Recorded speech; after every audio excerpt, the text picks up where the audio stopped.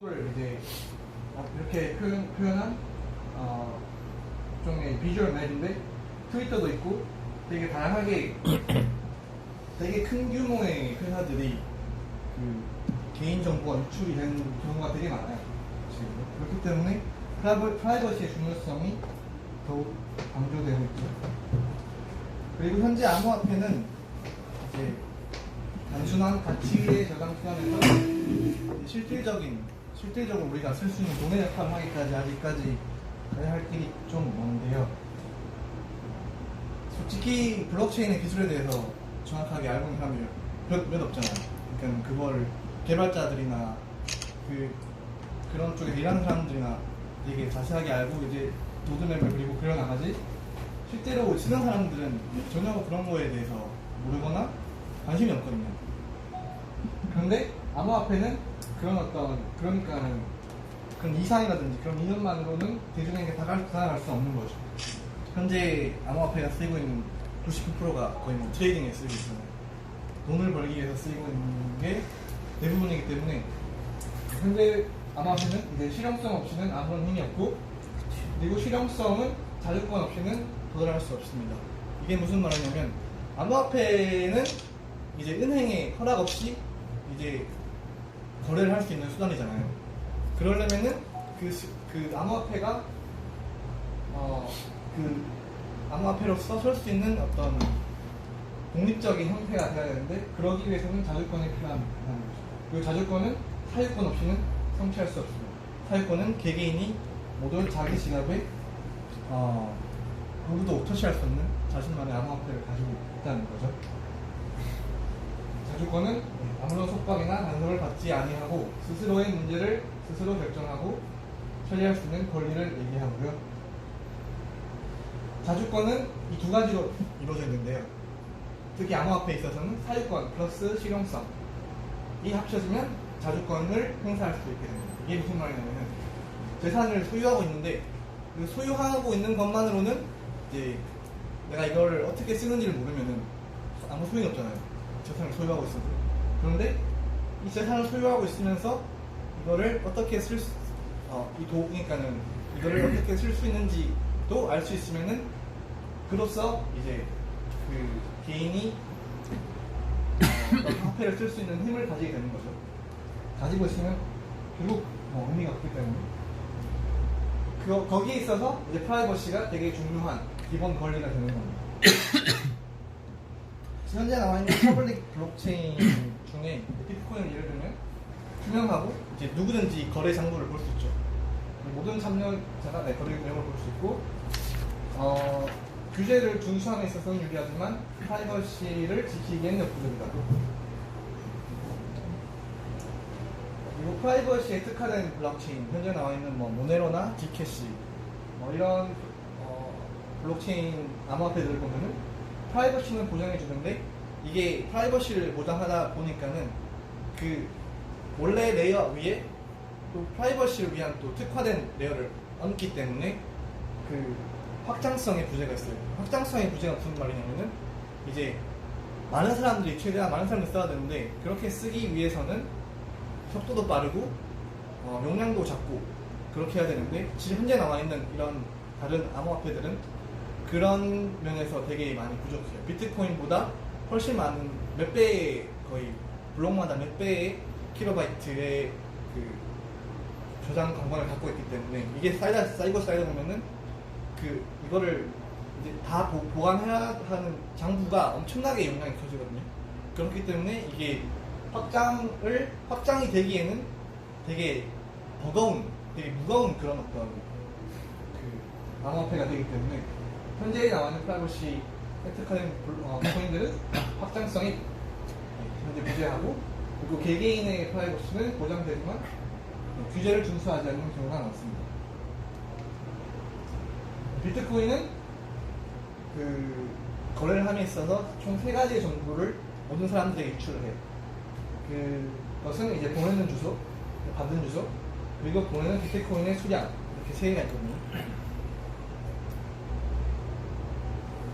그런데 현 사회가 정말 필요로 하는 것은 그냥 독립적인, 허가가 없는 디지털 화폐, 자주적인 디지털 화폐, 그리고 물가 변동이 최대한 없는 스테이블 코인으로서 이제 실용성을 확보를 하는 거죠. 그리고 뭐 또 거기서 파생된 토큰화된 증권, 금융 파생 상품, 블록체인 위에 뭐 공급망 관리, 투명한 공급망 되겠죠. 개인 정보 이동 이런 것들이 가능하게 되려면은 기밀성과 확장성 그리고 규제 준수가 합쳐져야만 이게 지금 사회에서 제대로 굴러갈 수가 있어요. 기밀성만 있다 보면은 규제 준수가 안 되면 많은 사람들이 안 쓰겠죠. 확장성이 없다 보면은 이제 사람들이 쓰긴 쓰는데 쓸수록 이제 느려지거나 영향이 커지기 때문에 많이 불편해서 더 이상 안 써야 될 거예요. 그리고 규제 준수만 하다 보면은 이 두 가지를 놓치게 되고 결국에는 실용성이 없는 암호화폐가 되겠죠. 그리고 빔은 그렇기 때문에 암호화폐가 기존 금융 시스템과 함께 공존하는 세상을 만들기 위해서 이제 빔이 탄생했습니다. 그렇기 때문에 빔은 탈중앙화된 가치 이전을 기밀성과 확장성이 보장된 상태에서 선택적인 규제 준수를 통하여 빔의 목적을 실현하게 하고요. 그렇기 때문에 빔은 프라이버시를 지키면서도 규제까지 준수를 하는 코인이라는 거죠. 이 빔에 들어간 프로토콜은 민불이라는 프로토콜인데요. 이 프로토콜은 2016년인가 2015년 그때 익명의 어떤 개발자가 톰 엘비스 제두스라는 개발자인데요. 이거는 사실 볼드모트의 프랑스 이름을 프랑스로 번역을 하면은 저렇게 되거든요. 저렇게 볼드모트를 저렇게 얘기를 하는데 이분이 이제 민물인브라는 프로토콜을 비트코인 레딧 커뮤니티에 올렸어요. 그 프로토콜의 어떤 그 설계도를 그거를 보고 이제 빔이란 프로젝트랑 그린이란 프로젝트가 이 프로토콜로 뭔가를 만들면은 되게 잘 되겠다 해가지고 이제 두 팀이 시작한 거죠. 그 중에서 빔은 좀 더 이제 비즈니스에 특화된 사람들이 규제도 지키면서 이 빔이라는 코인을 좀 더 많이 쓸 수 있게끔 하기 위해서 민불인불 프로토콜을 사용하여 그런 거래할 수 있게 하기 위해서 만들어진 그런 프로젝트고요. 여기서 UTXO 모델과 기밀거래 그리고 카프트를 이렇게 세 개의 되게 큰 하나의 거래 수학 원리로 인해서 민불 프로토콜이 작동을 하는데요.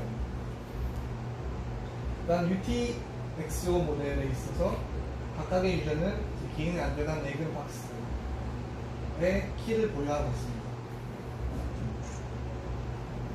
그리고 이 거래를 하기 위해서는 이제 Secure Blocking System이라고 SBBS라는 시스템을 거쳐서 이제 사람들이 거래를 하게 되는데요.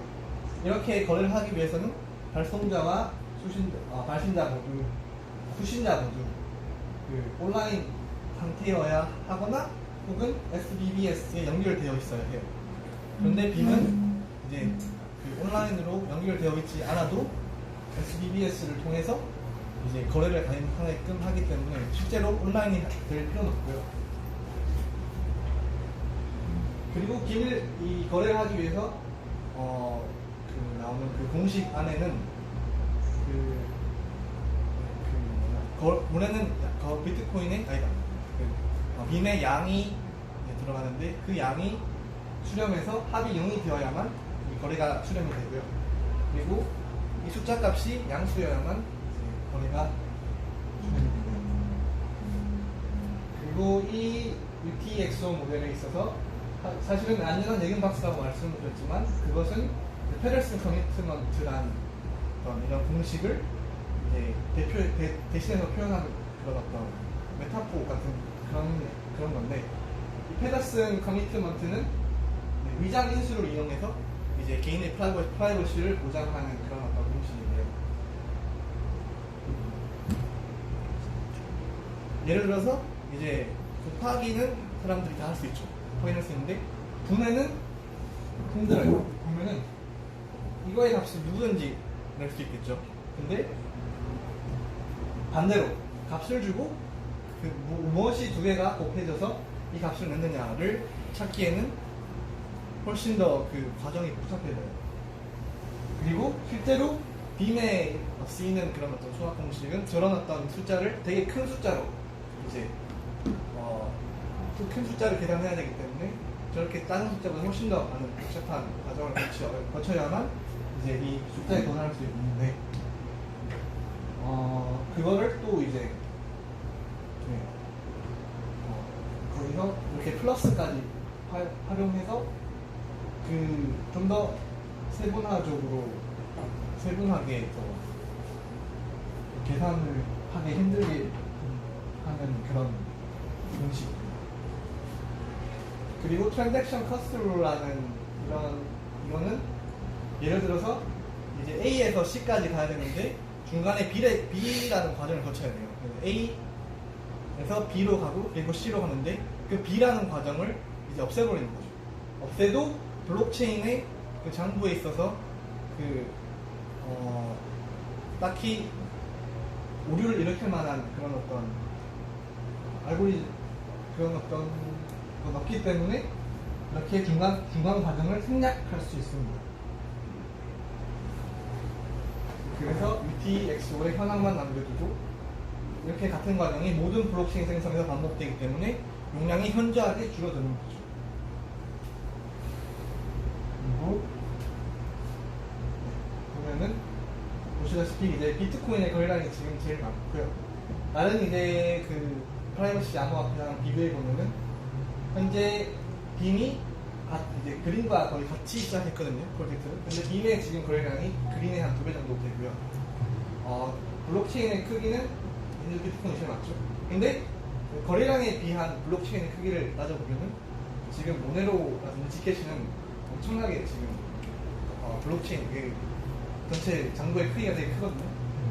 거래당 평균 용량도 지금 모네로 같은 경우는 거의 10배 가까이 되고 지켓이도 거의 한 10배 정도 되고 그린은 이제 비트코인보다 작죠. 그리고 빔은 비트코인과 비슷한 용량을 가지고 있는데 거기에 비해서 이제 아까 말했던 커슬라는 방식을 쓰기 때문에 그 용량을 블록마다 용량을 줄이기 때문에 블록체인의 크기는 줄어든다고 봅니다. 그리고 보시다시피 비트코인은 디플레이션 화폐인 건 다 아시죠? 일정량의 비트코인이 이제 발행되고 더 이상 발행되지 않기 때문에 값은 올라가는 수밖에 그런 코인이기 때문에 가치 저장으로서 되게 유용하고 빔도 같은 용도로 쓰이고 있습니다. 지금 용도는 가치 저장 수단으로 쓰이고 있는데 앞으로 이제 비즈니스가 활성화됨으로써 그 안에서 스테이블 코인도 개발할 수 있고 그리고 프라이버시를 지킬 수도 있으면서 이제 비즈니스를 가능하게 하면서 확장성도 있으면서 속도도 빠른 그런 어떤 모델이 이제 그런 어떤 비즈니스들이 빔에 들어오기를 되게 지금 희망하고 있습니다. 빔은 인물-인물 프로토콜에 기반한 새로운 블록체인이고 작업 증명 방식, POW, 그리고 비트코인과 같은 방식을 쓰고 있고요. 탈중앙화되어 있고 누구나 블록체인 합의에 참여할 수 있습니다. 디플레이션 화폐이고 그리고 만들어진 베이스는 C++를 이용해가지고 2018년 3월부터 만들어졌습니다. 2019년에는 이제 비트코인과 아토믹 스왑 기능 이미 개발했고요. 하드웨어 통합 월렛 지금 개발하고 있고 안드로이드 월렛 지금 개발되어 있기 때문에 그 빔 따로 치셔가지고 다운받으시면 됩니다. 아이폰 월렛도 있고 지금 라이트닝 네트워크로 개발 중에 있고요. 지불 통합 월렛, 클리어 캐서드는 그 위에 모든 그런 어떤 지금 저 개발을 통틀어 얘기하는 거고요. 웹 월렛, 멀티시그 지원, 메인넷 위에 알파, 베타 버전 라이트닝, 그리고 더블 클럭 이렇게 이거 외에 또 다른 로드맵은 그 웹사이트에서 확인하실 수 있습니다. 고맙습니다.